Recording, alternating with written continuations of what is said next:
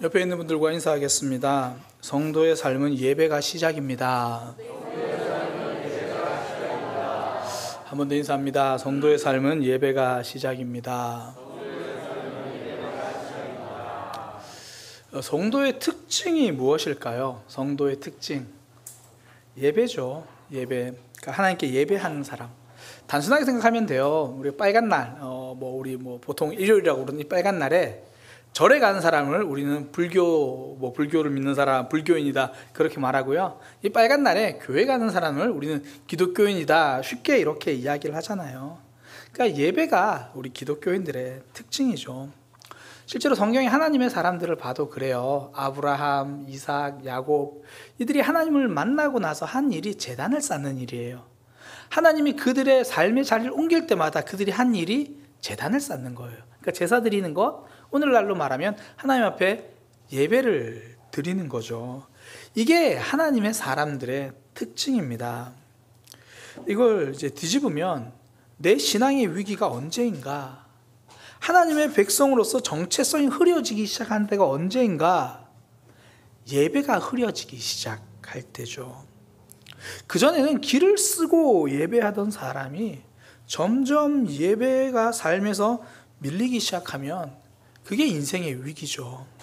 그게 신앙의 위기입니다. 하나님이 내 삶에서 점점 밀리기 시작하는 거죠. 실제로 그래요. 그 예배가 삶에서 자꾸 밀리기 시작한 사람들 보면 그 삶도 위기가 찾아오는 경우를 많이 봐요. 일단 본인이 굉장히 날카로워지기 시작하거든요. 하나님 앞에서 내 모습을 돌아보지 못해서 그래요. 이제 어제부터 훈련학교를 시작하는데요. 훈련학교에서 함께 나누는 질문들 중에 하나님을 알게 될수록, 말씀을 들을수록 어떤 점이 더 좋습니까? 좋은 것들이 어떤 게 있던가요? 그 질문에 어떤 분이 이렇게 대답하시더라고요. 하나님을 알수록, 말씀이 들릴수록 제 모습을 정확하게 볼 수 있어서 좋습니다. 그러니까 하나님 앞에 서고 말씀이 들리기 시작하니까 내 모습이 보인다는 거예요. 그게 참 좋다라고 이야기를 하더라고요. 사실 그 순간에 마음이 좀 불편하죠. 나의 부족한 모습이 말씀 가운데 다 드러나니까 좀 힘들죠. 그런데 그렇게 말씀 앞에 내 모습이 드러나기 시작하니까 삶에서 나의 날카로움은 무뎌지기 시작하는 거죠. 그러니까 수용성이 생기는 겁니다. 그러니까 누가 나에게 뭐라고 말하기 전에 하나님이 해준 말씀으로 먼저 깨닫게 되니까. 그런데 예배가 자꾸 내 삶에서 밀리면요, 이 삶의 수용성도 사라지기 시작해요. 하나님과 멀어지기 시작하는 거죠. 그러니까 신앙의 위기이고 삶의 위기인 거죠. 그러니 이 신앙을 회복하는 길, 삶이 회복되는 길도 결국 예배의 회복에서 시작합니다. 지금 이스라엘 백성들의 모습이 그래요. 70년 동안 포로로 끌려갔던 그곳에서 정착해서 살다가 이제 자신의 땅으로 돌아가잖아요. 하나님께서 이스라엘 땅으로 돌아가라. 그러면서 하나님께서 야, 너 이스라엘 땅으로 돌아가서 나라를 한번 잘 세워봐. 너 이스라엘 땅으로 돌아가서 정치, 경제, 사회, 문화 그 기틀을 마련해봐. 너희 예루살렘으로 돌아가서 이제 경제를 좀 부흥시켜봐. 이렇게 말씀하지 않으셨어요. 너희가 그 땅으로 돌아가서 하나님의 성전을 세워라. 예배부터 회복하라. 그렇게 말씀하십니다. 예배를 다시 세우라. 예배 먼저 말씀하시는 거죠. 성도의 삶은 예배가 시작입니다. 제가 이제 아내와 주변을 잘 걸어 다녀요. 산책을 합니다. 점심을 먹고, 제가 배부르면 거의 눕거든요. 안 누우려고 점심을 먹고 산책을 해요. 또 저녁에도 이렇게 가요. 가다가 이렇게 보면 이 간판이 바뀐 집들이 있어요. 그러니까 주인이 바뀌었거나 아니면 업종이 바뀌었거나 새로 시작하는 거죠. 그런 집을 볼 때마다 이 아내와 함께 이 응원을 해줘요. 마음속으로 정말 잘 됐으면 좋겠다. 그리고 다음번에 산책할 때 그 집에 손님이 많으면 그냥 괜히 저희가 기분이 좋아요. 잘 되고 있어서 참 좋다. 어제도 이제 점심을 먹고 아내와 함께 이렇게 걷는데 새로운 한 가게를 이제 오픈 준비를 하더라고요. 안에 이제 막 인테리어 남은 부분들 정리하고 막 그러는데 보니까 다 가족들인 것 같아요. 이 젊은 부부고 아이가 왜 이제 아장아장 걷기 시작하는 한 3살, 4살 이렇게 뒤뚱뒤뚱이라고 해야 되나요? 그렇게 걷는 그 아이 부모가 아마 시작하는 가게 같아요.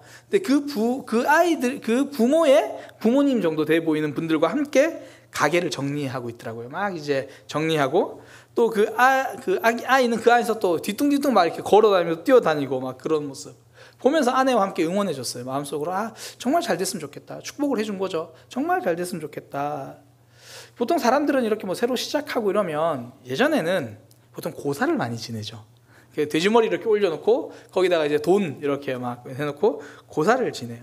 그냥 잘 됐으면 좋겠다. 뭐 큰 어려움이 없으면 좋겠다. 그런 마음으로 시작할 때 고사를 지낸다고요. 뭐 예전에는 차 사고도 보통 안 믿는 사람들은 고사를 지냈잖아요. 뭐 사고 안 나기를, 무사하기를 고사를 지냈어요. 제가 어릴 때도 뭐 그 당시 저희 부모님 교회를 안 다니셨으니까 아버지가 차를 사고 고사를 지내셨던 기억이 어렴풋이 나요. 안 믿는 사람들도 뭔가 시작할 때 이게 잘 됐으면 좋겠다라는 마음으로 뭔가 기원한다고요. 근데 성도는 그러진 않죠. 고사를 지내는 게 아니라 지금까지 내 삶 함께 하시고 시작하게 해주신 하나님께 감사하면서 그 시작에 예배하잖아요. 나의 삶 하나님과 함께 하는 겁니다. 그 고백으로 예배하잖아요. 그러니까 내 힘으로 시작하는 것 아닙니다. 내 힘으로 살아가는 것 아닙니다. 하나님이 시작하게 하셨고 지금부터도 내 삶에 하나님이 함께 하십니다. 그걸 선포하면서 예배하죠. 성도의 삶은 예배가 시작입니다. 앞서 말씀드린 이스라엘 백성도 다시 예루살렘으로 돌아와 옛 땅 이스라엘로 돌아와서 성전부터 세우기 시작했다는 것. 그러니까 새로운 믿음의 공동체는 예배부터 시작하기 원하셨던 하나님의 마음이죠. 이 마음을 정말 잘 보여주는 게 바로 오늘 본문입니다. 오늘 본문을 보면요, 지난주에도 살펴봤던 게 사람들 명단이에요. 돌아왔던 사람들이 누가 돌아왔더라 그러잖아요.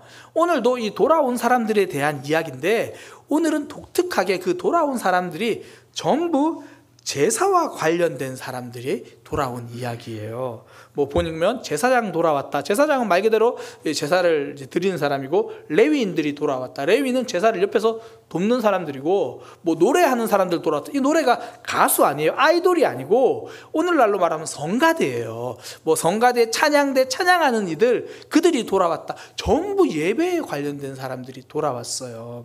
그걸 쭉 기록하는데, 정말 하나님께서 예배를 얼마나 귀히 여기시고 지금 첫 시작이 예배가 되어야 된다는 그 마음이 어떻게 잘 드러나냐면, 이 제사장들의 인원수를 보면 돼요.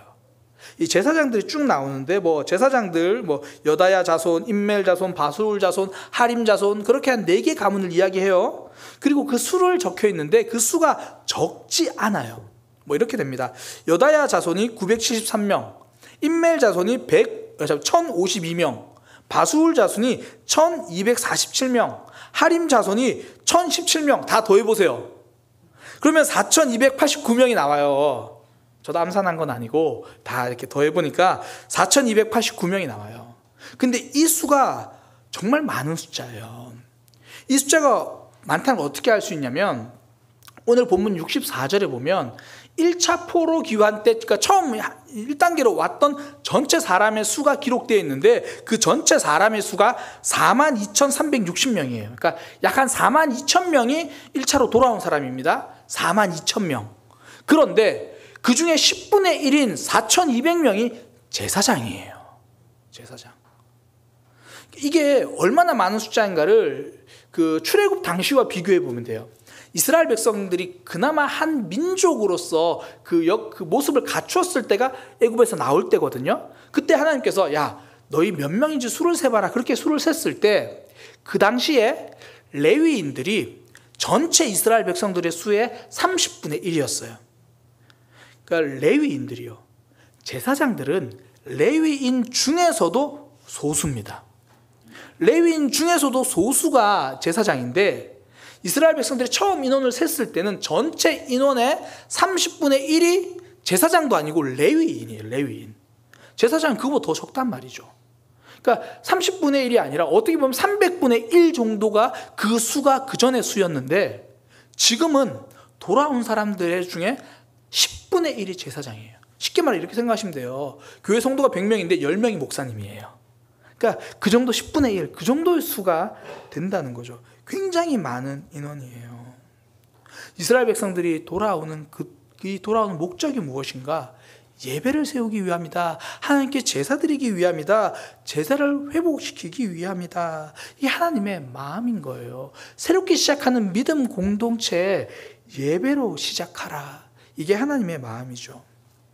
그런데요, 이렇게 돌아온 제사장들 중에서 그 제사장 직분이 보류가 된 사람들이 있어요. 잠시만 스톱. 너희들은 당분간은 아직은 제사에 참여할 수 없다. 나중에 대제사장이 와서 결정해 주기까지는 일단 기다려. 스톱. 대기. 이렇게 말하는 사람들이 있어요. 61절에 등장하는 사람들인데요. 하바야 자손, 학고스 자손, 바르실레 자손 이렇게 이야기해요. 이 사람들은 제사장이긴 했는데 정확히 이 가문과 혈통이 어딘지 잘 모르겠다. 그러니 너희는 제사를 드리지 말고 기다려봐. 제사장인데도 그 직분을 못하게 해요. 근데 이게 단순히 혈통 문제가 아니에요. 이게 보면 어떻게 이야기하냐면 61절에 보면 바르실레란 그런 사람들이 바르실레의 딸 중에 한 사람을 아내로 삼아서 바르실레의 이름을 따른 자들 이렇게 표현해요. 이게 어떤 의미냐면 이스라엘 백성들이 이제 바벨론 지역에 포로로 끌려가서 거기 살았어요. 정착하게 살았거든요. 그러니까 처음에는 각자의 가문들이 있었죠. 우리는 레위 지파입니다. 우리는 유다 지파입니다. 레위 지파 중에서도 우리는 제사를 감당하는 그 사람들입니다. 그랬어요. 그런데 거기서 살다가 이제 서로 결혼을 하잖아요. 이스라엘 백성들 안에서 주로 결혼을 하니까 결혼을 하는데 그 중에 이제 바르실레 가문의 사람들이랑 이 제사장 출신 사람이 결혼을 한 거예요. 결혼을 하는데 이 바르실레 가문이 괜찮은 가문이거든요. 그러니까 이렇게 이야기를 하는 거예요. 그러니까 오늘날 저희 삶으로 만약에 예를 든다면 예를 든 거예요. 실제로 그렇진 않아요. 만약에 이제 저희 처가가 한 100억대, 100억이 좀 적나요? 수천억대 자산가예요. 실제로 그렇진 않고요. 실제로는 수천 원대 자산가일 수 있어요. 그렇게 많으니까 제가 집에 가서 이러는 거예요. 결혼하기 전에 어머니 아버지 제가 꼭 드릴 말씀이 있습니다. 그게 뭐냐? 제가 결혼하면 박가 대신 임가를 따르겠습니다. 이제 그런 거예요. 그러니까 그런 걸로, 왜냐하면 바르실레 자손이라는 게 어떤 사람들이냐면 다윗 왕 때요. 다윗 왕이 자기 아들 압살롬에게 쫓겨났어요. 압살롬이 반역을 일으키거든요. 그래서 막 도망가는 중에 이 바르실레라는 사람이 굉장히 거부해요. 근데 이 사람이 다윗을 도와줘요. 그러니까 사람들이 거의 다윗의 신복들만 빼고는 다 다윗을 떠났을 때 이 바르실레가 이 다윗을 도와줘요. 그러니까 다윗이 회복되니까 너무 고맙잖아요. 그래서 바르실레한테 이렇게 말해요. 내가 이제 왕궁으로 돌아가는데 나랑 같이 갑시다. 내가 이 은혜를 어찌 잊으리요? 왜 힘들 때 도와주면 기억나잖아요. 이 은혜를 어찌 잊으리요? 내가 당신을 책임지겠습니다. 그랬더니 바르실레가 뭐라 그러냐면 아니요, 괜찮습니다. 저 말고 굳이 그러면 제 아들들이나 이렇게 챙겨주세요. 그렇게 이야기를 해요. 그래서 젊은이를 데려가는데 바르실레 아들이라고 보통 봐요. 바르실레 아들을 데려가거든요. 그리고 와서 다윗이 마지막 죽기 전에요. 자기 아들 솔로몬에게 이렇게 유언을 합니다. 이게 열왕기상 2장 7절인데 마땅히 길르앗 바르실레의 아들들에게 은총을 베풀어 그들이 너의 상에서 먹는 자 중에 참여하게 하라. 그러니까 솔로몬 왕이 밥 먹는 그 상에서 바르실레의 아들들은 같이 먹게 하라는 거예요. 이 당시에 왕의 밥상에서 같이 먹는다는 이야기는 왕자 대우예요. 그러니까 왕족처럼 대우하는 거예요.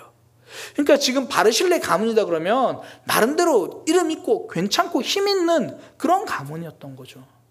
그러니까 이 제사장 직분을 가지고 있던 사람이 처가가 바르실레니까 나는 이제 제사장 이름 말고 그 바르실레 거기를 따라갈래, 그렇게 했던 사람들이에요. 그러니까 제사 드리는 일보다는 눈앞에 보이는 것을 쫓아가는 삶을 선택했죠. 예배자의 사명이 뒤로 밀렸습니다. 눈앞에 보이는 거 쫓아가다가 예배를 놓쳤어요. 그 결과 뭐냐면 제사장 직분이 보류된 거예요. 제사장 직분을 못하게 하고 그 뒤에 보면 제사장이 먹는 음식을 못 먹게 해요. 이 단지 먹는 문제가 아니라 제사장이 먹는 음식이라는 게 이 지속물이라 그래서 하나님께 드려진 것을 제사장은 먹을 수 있는 게 있거든요. 이게 음식 문제가 아닙니다. 하나님의 영광에 참여한다는 거예요. 하나님의 거룩에 참여한다는 거예요. 그 은혜에 참여한다는 거예요. 그런데 지금 그의 삶에서 눈앞에 보이는 것만 쫓아가다가 결국 은혜에 참여하는 자리에 함께 할 수 없게 된 거예요. 우리나라 속담에 그런 얘기 있잖아요. 급하다고 바늘 허리에 실을 메어서 쓸 수는 없다. 아무리 급해도 지켜야 할 순서가 있죠. 바느질로 옷 한 벌 만들려면 실을 바늘 구멍에다가 넣어야죠. 잘 안 되면 침 발라서 시간 좀 걸려도 꼼꼼하게 거기에 넣어야죠. 그래야 찢어진 옷도 꿰매고 옷도 만들어내고 옷도 지어내고 그런 거죠. 바쁘다고 순서를 건너뛰면요, 아무것도 꿰매지 못합니다. 바쁘다고 순서를 건너뛰면 아무것도 만들지 못해요.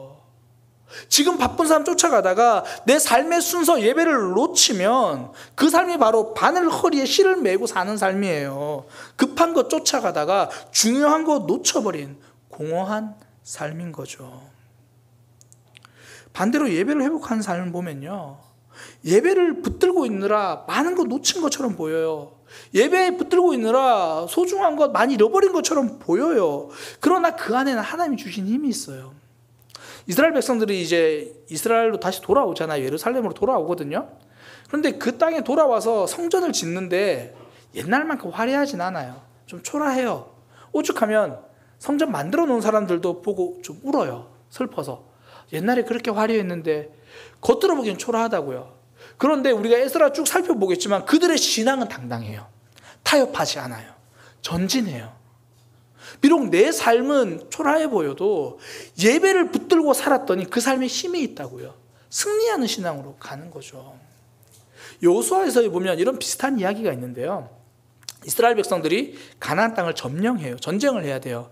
전쟁하려면 쳐들어가잖아요. 쳐들어가려면 이제 요단강이라고 하는 강을 건너서 싸워야 되거든요. 이제 요단강을 건넜습니다. 그럼 이제 전쟁을 해야 되는 여리고성이 저 앞에 있어요. 그럼 전쟁 준비해야죠. 그런데 요단강 건너자마자 이스라엘 백성들은 유월절을 지킵니다. 전쟁해야 되는 상황에 예배부터 하는 거예요. 그리고 나서 승리를 경험합니다. 삶의 순서가 무엇인지를 아는 거예요. 요단강을 건넜는데 유월절 지켜야 될 때가 됐어요. 아니, 지금 건넜는데 조금만 미뤘다 합시다. 일단 전쟁 이기고 나서 성에 가서 좋은 모습으로 합시다. 안정되고 나면 그때는 다 예배 지키고 그때는 다 유월절 지키고 그때는 제대로 할게요. 그게 아니라 그 요단강을 건넜는데 그 시가 되었으니, 그때가 되었으니 나는 예배합니다. 하나님께 예배하는 거죠. 예배 순서를 지키는, 내 삶의 순서를 지키는 삶이 승리하는 삶이에요. 사실 코로나 이후에 우리 주변의 삶을 보면 정말 고단하죠. 바쁘기도 하고 무겁기도 하고. 그럴수록 삶의 순서를 지켜야 합니다. 예배로 시작해야 한다는 거예요. 카피라이터 정철이 쓴 글이 있습니다. 이렇게 썼어요, 글을. 경제가 어려울 땐 술을 끊으세요. 담배를 끊으세요. 커피를 끊으세요. 영화를 끊으시고 택시를 끊고 쇼핑을 끊으세요. 끊고 다 끊으세요. 하지만 사람은 끊지 마세요. 사람을 끊으면 사랑도 끊어지니까요. 사랑을 끊으면 희망도 끊어지니까요. 만약 사람을 끊어야 좋아지는 경제라면 차라리 경제를 끊으세요. 예배를 미루어서 회복되는 경제고 예배를 미루어서 회복되는 삶이라면 그건 모래성 쌓기예요. 파도가 밀려오면 그냥 무너지는 거예요. 하나님이 왜 우리에게 예배로 삶을 시작하라고 말씀하십니까? 우리와 함께 하시겠다는 약속이고 마음이잖아요. 너의 삶은 너 혼자가 아니다. 왜 혼자 사는 것처럼 아등바등하냐? 왜 너 혼자 네가 안 하면 안 되는 것처럼 그렇게 무너진다고 생각하냐? 성도의 삶은 내 힘으로 사는 삶이 아니거든요. 하나님이 나와 함께 하신다. 이 고백이 예배잖아요. 내 인생 내 손에 달린 것이 아닙니다. 이 고백이 예배잖아요.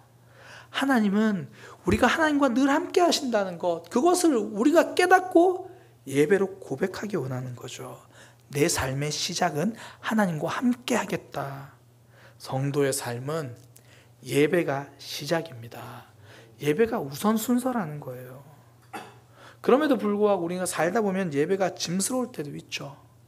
그럼에도 불구하고 그 짐스러운 예배, 하나님 그걸 기대하시는 거예요. 제가 오늘 본문을 보면서요, 제 마음에, 제가 본문을 연구하고 묵상하면서 제 마음 가운데 감동이 된 일들이 있어요. 이 43절에 등장하는 느디님 사람이거든요.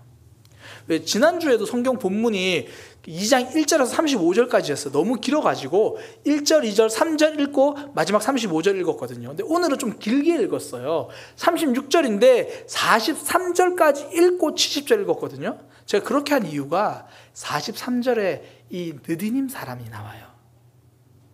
한번 이 이름을 불러보고 싶었어요. 이 이름을 기억하고 싶었어요.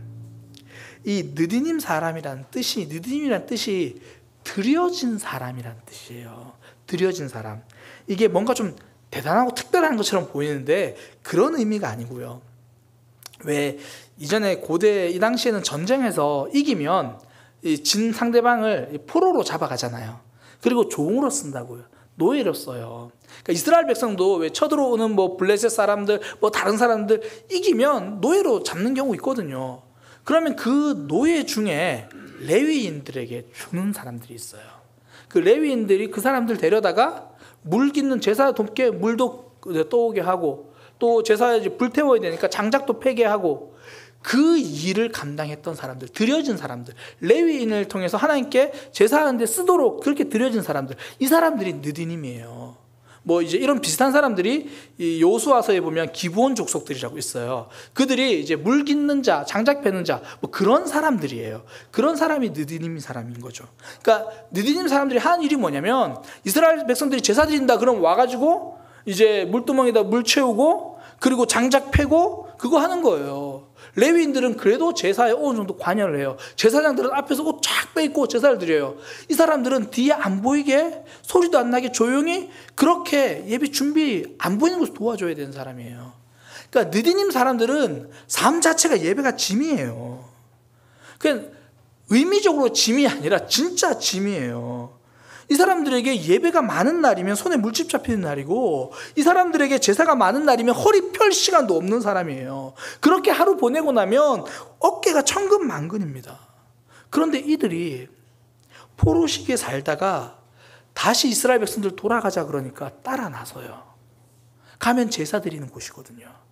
가면 성전 세우고 제사해야 되는데, 이 느디님 사람들이 내가 그렇게 짐스러웠던 예배, 내 인생의 짐 같은 예배, 그거 짊어지러 또 가는 거예요.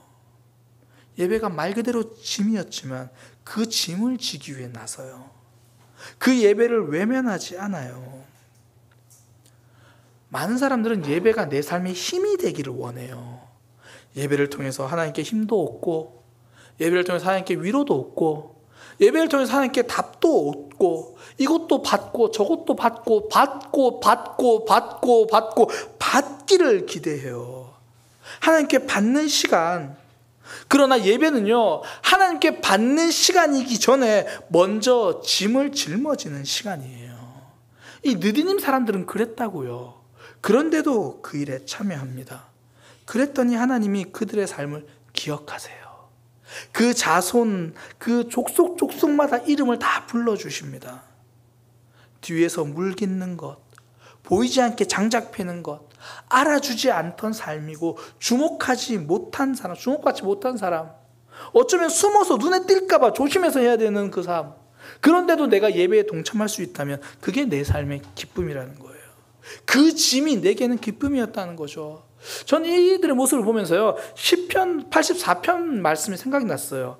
주의 궁전에서 한 날이 다른 곳의 첫날보다 나으니 악인의 장막에 사는 것보다 내 하나님의 집에 문지기로 있는 것이 좋사오니. 내 하나님에서 장작을 패고 물 깃는 것, 그것이 좋사오니. 그런 모습이잖아요. 이 느디님 사람과 정반대의 모습을 보여줬던 사람들이 또 등장해요. 이게 민수기에 등장하는데 고라 자손이에요. 고라 자손은 레위인이에요. 레위인이라 그러면 이 제사를 옆에서 돕는 사람들이에요. 직접 집례하는 건 아니지만 옆에서 돕는 사람들. 그런데 이 사람들이 한날은 이 모세와 아론을 찾아와요. 직접 예배를 집례하는 그 대제사장이던 아론을 찾아와 가지고 하는 말이 뭐냐면, 왜 너희만 제사를 주관하느냐? 우리도 좀 그거 하고 싶다. 왜 우리는 옆에서 돕기만 해야 되냐? 우리도 눈에 띄는 거 좀 하자. 우리도 눈에 보이는 거 좀 하자. 그렇게 말해요. 섬기는 직분 거절하고요, 드러나는 일을 하겠다는 거예요. 그 결과 땅이 갈라져서 고라 자손을 땅이 삼켜버립니다. 말 그대로 살아서 지옥에 떨어진 사람들입니다. 내가 누리고 싶은 것만 주장하던 그들에게 하나님은 시퍼렇게 진노하셨습니다. 예배는 하나님께 이것도 받고 저것도 받으려고 찾아오는 구청 민원실이 아니라는 거예요. 하나님, 저 사람에게 상처 많이 받았거든요. 예배 드리러 갈 테니 위로해 주세요. 하나님, 저 응답이 필요해요. 예배 드리러 갈 테니 빨리 응답해 주세요. 하나님, 저 삶의 길을 찾고 싶어요. 어디로 가야 될지 모르니까 예배 드리러 갈 테니까 그 인생 지도 좀 주세요. 예배는 필요한 거 찾아와서 번호표 뽑고 기다리는 구청 민원실이 아닙니다. 내가 하나님께 요구하는 서비스가 아니고요, 내가 하나님께 엎드리는 워십이에요. 엎드림이 예배입니다. 코로나 이후에 우리가 온라인 예배가 익숙해졌잖아요. 그러다 보니까 어떤 경우에는 내가 예배 드리고 싶은 모습으로 예배를 선택하기 시작해요. 하나님 중심이 아니라 내 삶의 형편이 중심이고 내 상황이 중심이 되어버렸죠. 더 두려운 건 뭐냐면, 이제 온라인 예배, 유튜브로 말씀 듣고 예배 드리는 게 익숙하다 보니까 예배와 말씀도 내가 듣고 싶은 것 클릭해서 선택해서 듣기 시작해요. 인터넷 쇼핑하듯이 말씀을 소비하기 시작합니다. 물건 살 때 왜 온라인 쇼핑 열어서 내 마음에 드는 거 골라가지고 상세 정보 보고, 아, 이거는 나한테 필요하겠다, 나한테 좋은 거네, 그렇게 장바구니에 담듯이 유튜브 들어가서 아, 이 말씀, 이거 그렇게 예배를 클릭하는 예배 소비자가 생겨나 버린 거예요. 그건 쇼핑이지 예배가 아닙니다. 예배는 하나님께 서비스 받는 시간이기 전에 내가 엎드려 하나님을 경배하는 시간입니다. 하나님께 나를 드리는 것, 이것이 예배입니다. 시편 96편 9절, 아름답고 거룩한 것으로 여호와께 예배할지라. 너희의 모습을 아름답게 하고 너희 모습을 거룩하게 해서 여호와께 예배할지다. 온 땅이여 그 앞에 떨지어다. 예배는 하나님 앞에 떨림이 먼저예요. 근데 언제부턴가 하나님 앞에 울림만 기대해요. 찬양이 내 마음을 울려야 하고, 말씀이 내 마음에 울려야 하고, 예배 순서와 진행 과정이 다 매끄러워야 하죠. 내가 하나님께 더 집중할 수 있도록 모든 서비스가 갖추어져서 오늘 예배 드렸더니 마음에 울림이 있네, 그걸 기대해요. 울림 중요합니다. 그러나 울림 전에 떨림이 먼저입니다. 하나님 앞에 선 시간, 한 주간 내 모습을 보니까 예배 자리로 나올 수도 없는 모습이었잖아요. 그런데 우리는 십자가 때문에 나를 받아주시고 예배 자리로 불러주시니까 하나님 정말 감사합니다.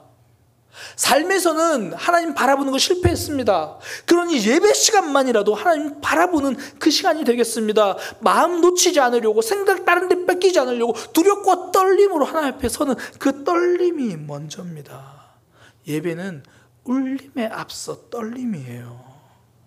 그렇게 떨리는 마음으로 하나님께 선 그들에게 그 마음 위에 하나님은 울림을 주십니다. 느디님 사람들에게 예배는 받는 시간이 아니었어요. 나의 온 진액을 드리는 시간이었어요. 짐처럼 무거울 때가 많은 시간이었습니다. 그래도 그들은 그 자리를 지켰어요. 다시 예루살렘으로 돌아가서 성전을 짓자, 예배해야 된다, 그 자리에 따라 나섰습니다. 예배가 드릴 때마다 기대가 되고 예배가 드릴 때마다 좋고 기쁘고 정말 감사하죠. 정말 귀한 거예요. 축복입니다. 그러나 때로는 예배가 짐스럽고 아프고 힘들고 버거운데도 그래도 하나님 때문에 예배 자리 지키고 있는 분들 있잖아요. 그것도 귀합니다. 그것도 축복이라는 거예요. 그렇게 짐스러운데도 나는 하나님 앞에 나오는 거, 그 모습 하나님의 마음에 담아두시는 거예요. 얼마 전에 전도사님이 새벽기도 설교 때 한자어 큰 대자를 설명해 주시더라고요. 대자가 왜 대자가 됐는가? 사람 인자에다가 가로로 큰 짐을 짊어지고 있으면 큰 대자래요. 큰 사람이란 큰 짐을 진 사람이래요. 그러니까 짐을 진 사람이 큰 사람이라는 거죠. 예배가 짐스러울 때가 있습니다. 그럼에도 불구하고 이 자리가 내 자리다, 하나님께 엎드리며 묵묵히 하나님께 드림의 시간을 견디는 것, 그 사람이 큰 믿음의 사람이에요. 이 구약에 느디님의 사람이 있었으면 신약에는 저는 예수님께 향후 옥합을 깨뜨린 마리아가 바로 그 여인이라 생각해요. 예수님 앞에 나왔습니다. 나오는데 자기가 가진 정말 값비싼 나드 한 근, 그거 깨뜨려서 예수님의 머리에 붓고 자기의 자리는 발 앞이라면서 엎드려 자기의 머리칼로 예수님의 발을 씻습니다. 돌이킬 수 없게 깨뜨려서 예수님께 내어드리고 예수님께 엎드리는 것, 예배입니다. 예수님께 받으려고 엎드리는 게 아니라 이미 받은 사랑과 용서와 구원이 커서 그저 엎드리는 것. 그때 예수님께서 이렇게 말씀하십니다. 내가 진실로 너희에게 이르노니 온 천하 어디서든지 복음이 전파되는 곳에는 이 여인이 행한 일도 말하며 그를 기억하리라. 내가 하나님께 엎드린 예배를 주님께서 기억해 주시는 거죠. 우리의 예배의 모습을 하나님 앞에 좀 돌아보기 원합니다. 예배가 정말 내 삶의 시작인지, 아니면 밀려서 간신히 시간 내어서 쪼개서 그 조각을 드리고 있는 건 아닌지, 그나마도 마음의 우선순위가 점점 밀리고 있는 건 아닌지. 성도의 삶은 예배가 시작입니다. 그리고 예배를 하나님께 드린다고 말하면서 정작 서비스 받으려고 하고 있던 순간들은 아니었는지, 하나님 앞에 서 있다는 떨림은 사라지고 내 마음의 울림만 찾고 있었던 것은 아닌지. 혹여나 지금까지 예배 나오는 게 참 짐스러웠지만 그래도 하나님 앞에 견디는 마음으로 오셨다면 그 짐스러웠던 모든 순간들 하나님이 받아주세요. 그거 신앙이라고 우리를 기억해 주시는 거예요. 우리의 예배가 주님 앞에 다시 한번 기쁘게 드려지는 삶이 되기를 축복합니다. 이 시간 하나님 앞에 참된 예배의 삶이 되기 원한다는 고백으로 우리가 함께 찬양하기 원합니다. 앞서 말씀드렸던 예수님 앞에 그 옥합을 깨트려 드렸던 여인의 모습, 그 찬양이거든요. 내가 가진 게 이게 전부인데 이거 깨트리고서 예배하면 저 어떻게 살아요? 그거 생각하지 않고 이것마저도 드리며 예배합니다. 저는 하나님의 것입니다. 저는 하나님께 엎드립니다. 우리의 삶에도 그런